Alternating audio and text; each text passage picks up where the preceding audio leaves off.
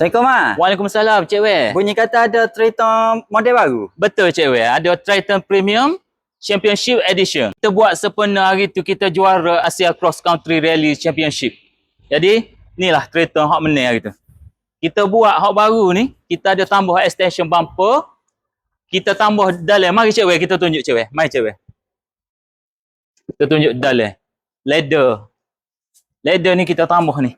Oh, comel Cik Wei ni dia tulis Asia Cross Country Rally Champion. Kita menang tahun lepas. Ni kita masuk decal stiker. Oh ni hak menarik Cik Wei. Kita pakai Enkai Sport Ring baru. Oh, comel. Ni Enkai Sport Ring ni hak Jepang kan, made in Japan. Gaji berapa Bema untuk layak mohon loan ni? Gaji Cik Wei berapa? 3,000 boleh?